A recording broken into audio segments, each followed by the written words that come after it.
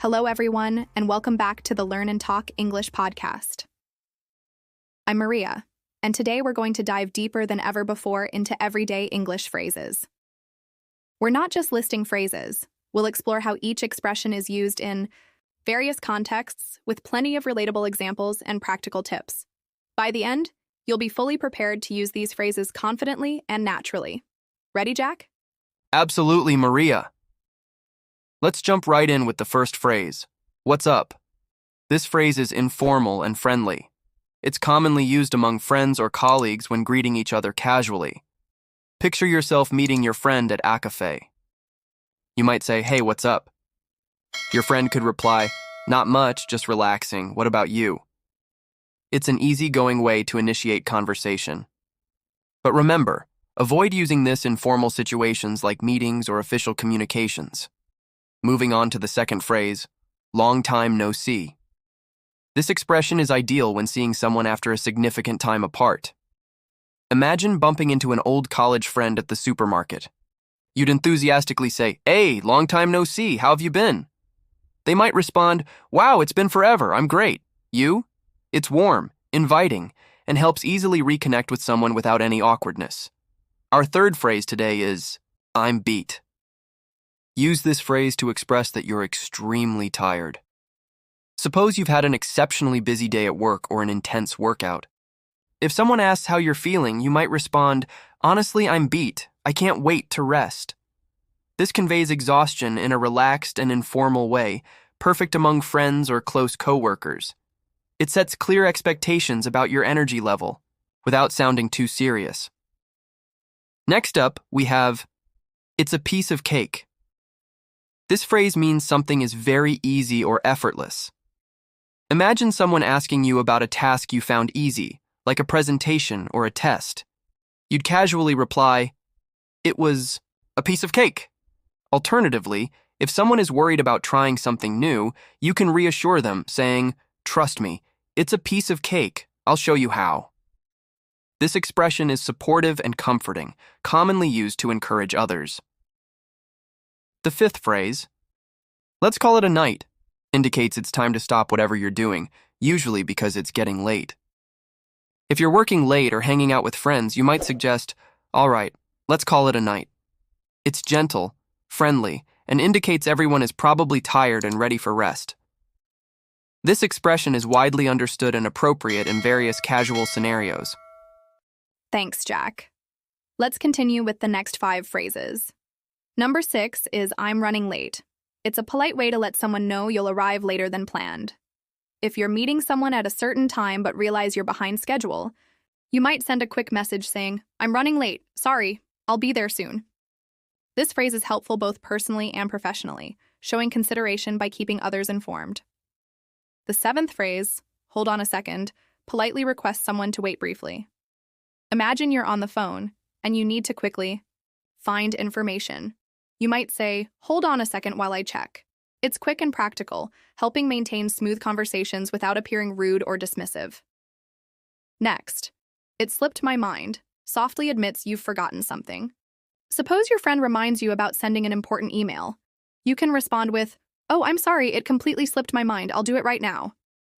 This phrase makes forgetting something sound more like a minor oversight rather than carelessness, ideal in casual and professional settings alike. Our 9th phrase, I'm all ears, is a friendly way to show you're attentive and eager to listen. Imagine your friend has exciting news or an interesting story. You'd say, "Great, I'm all ears, tell me everything." It shows enthusiasm and genuine interest, building stronger relationships through active listening. Finally, it's on me is used when you're offering to pay for something, typically in social situations.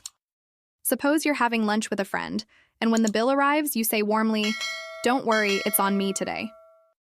It's generous, friendly, and creates a sense of goodwill. Use this phrase in casual professional settings as well, like when treating a colleague to coffee. Let's continue with more useful phrases. Break a leg is often used to wish someone good luck, particularly before a performance or important event. If your friend is about to perform on stage, you'd say, "Break a leg" to encourage them. Next, we have no worries, which is used to reassure someone that something isn't a problem. If someone apologizes for a minor mistake, you can reply, "No worries, it's totally fine."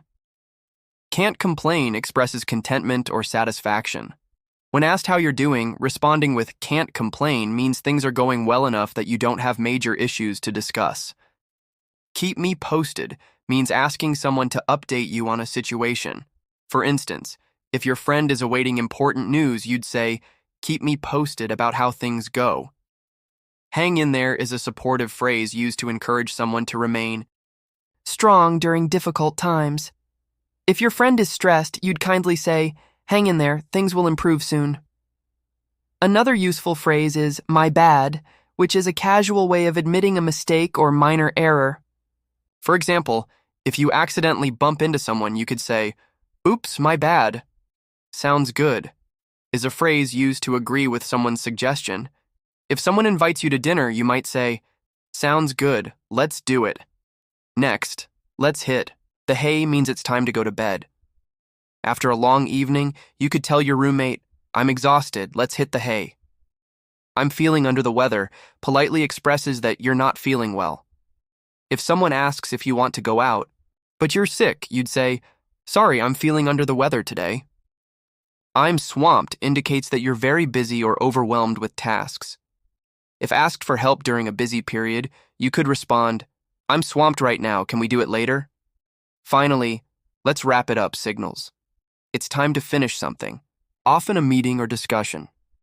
Near the end of a session, you might say, "Okay, everyone, let's wrap it up for today." Excellent additions, Jack. Let me continue with 5 more useful phrases. My bad is a casual way to admit a minor mistake. If you accidentally interrupt someone, you'd quickly say, "Oops, my bad, go ahead." It's informal, friendly, and widely accepted among friends and casual settings. Sounds good is used to agree or approve someone's suggestion.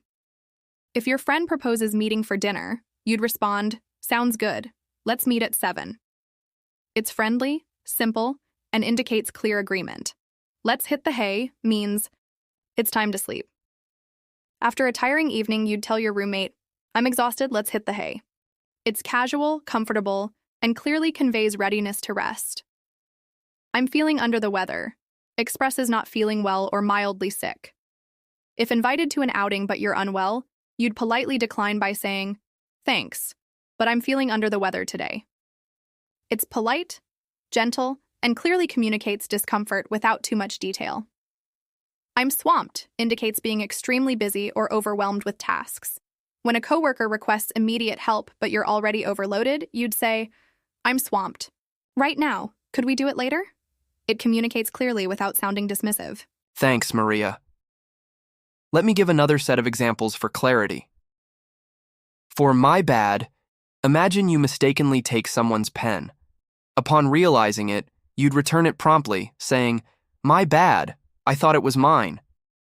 It shows accountability and friendliness. "Sounds good" can be used at work, too. When a manager suggests starting a project next week, you'd affirm, "Sounds good, I'll prepare everything needed." It's professional yet casual enough for daily use. "Let's hit the hay" might come after a social gathering. As friends start leaving, you'd say, "All right, let's hit the hay, see you tomorrow."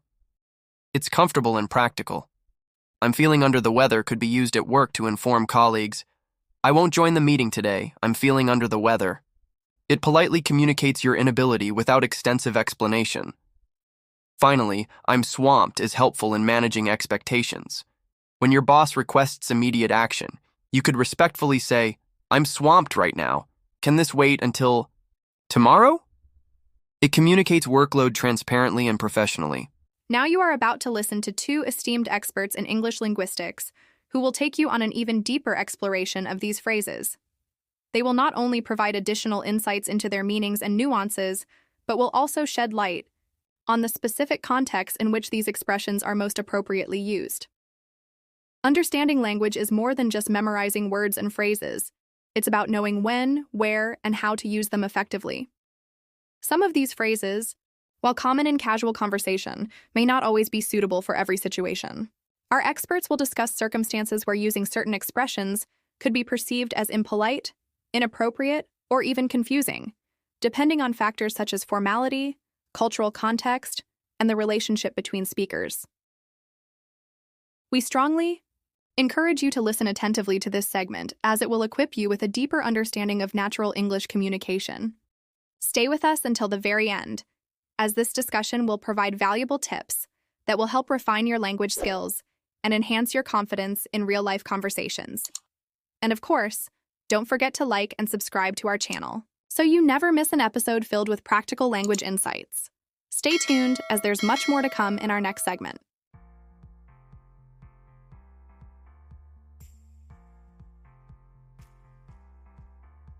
Hey everyone, and welcome back to Learn and Talk English. Ready to maybe make your everyday conversations just a little smoother, a little more confident? Absolutely.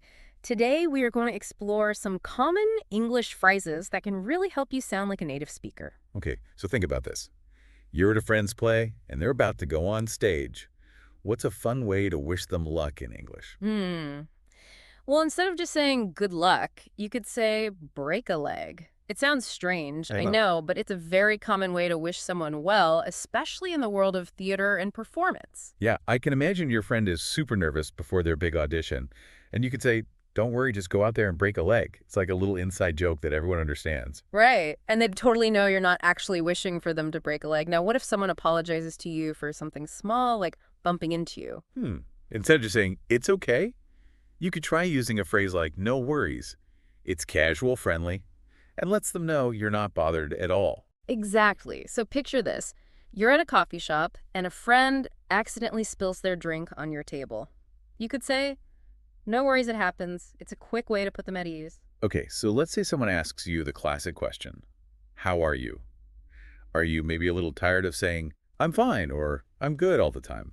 Well, there's a more natural way, more interesting way to respond. Try using can't complain. It suggests that things are okay, not amazing, but not bad either. I see. So let's say your coworker asks, how's it going? You could reply, can't complain, just another day at the office. Exactly. It's casual, and it shows you're not, getting into a long explanation. Now, what if you need to stay updated on something? Okay, let's say your friend is waiting to hear back about a job interview. You want to know the outcome, right? You could tell them, keep me posted. It's a polite way of saying, let me know what happens. Got it. Imagine your friend gets the job. Wouldn't you want them to share the good news? Keep me posted, make sure you're in the loop. Exactly. It shows you're interested and want to be updated. Okay, now think about this. A friend is going through a tough time. Maybe they have exams or a lot of stress at work. You want to show them your support and encouragement, right? We have a phrase for that. You could say, hang in there. It means stay strong, don't give up. Things will get better. I like that. So think about a friend who's feeling overwhelmed with their studies. You could say, hang in there. I know you're working hard, and it'll pay off in the end. It's a little boost of motivation. Right. It shows you believe in them. Now, everyone makes mistakes, right? What's a quick and casual way to admit to a minor slip-up? Imagine you accidentally interrupt someone. Instead of a long apology, you can simply say, my bad. It's short for my mistake, and it's perfect for those little oops moments. Like if you accidentally step on someone's foot, a quick, my bad, shows that you acknowledge the mistake without, dwelling on it. Okay, what about when a friend suggests grabbing dinner? A super easy way to agree is. Sounds good. It's simple, positive, and can be used in tons of situations. I see. Your friend texts, want to try that new Italian place tonight? You could reply, sounds good. What time? Easy peasy. Now, sometimes you just need a good night's sleep. What's a fun way to say it's bedtime? You could say, let's hit the hay. It's casual and paints a funny image of literally hitting a pile of hay to sleep. Yeah. Imagine you're exhausted after a long day. You could say to your family or roommates, I'm beat. Let's hit the hay. Okay, now let's say you're not feeling well. What's a polite way to express that without being too specific? You could say, I'm feeling under the weather. It's a common idiom that lets people know you're not at your best without going into details about your symptoms. I like that one. A colleague invites you to lunch, but you have a headache. You could say, thanks for the invite, but I'm feeling a little under the weather today. Exactly. It's a good way to decline politely. Now, have you ever been super busy and someone asks for your help? What can you say? Well, you could tell them I'm swamped. It means you have a lot on your plate and are overwhelmed with work or tasks. Imagine a coworker asks you to cover their shift when you already have tons of deadlines. You could say, I'm so sorry, but I'm totally swamped this week. It explains your situation clearly. So today we covered phrases like break a leg, no worries, can't complain, and more.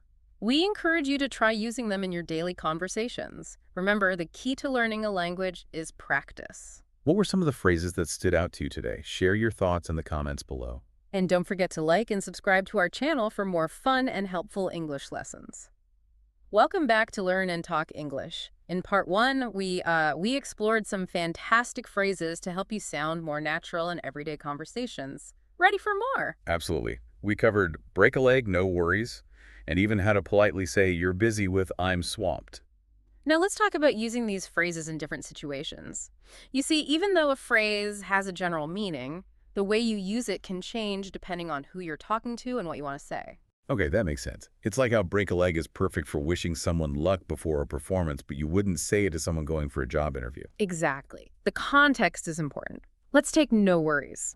It's great for casual situations with friends or family, but imagine you're at work and your boss asks you about a missed deadline. Saying no worries might sound a little too casual, right? Like you're not taking it seriously enough. Exactly. A more formal phrase like, I apologize for the delay, I'm working on it now, would be better in that situation. So knowing the right level of formality is important. What about can't complain?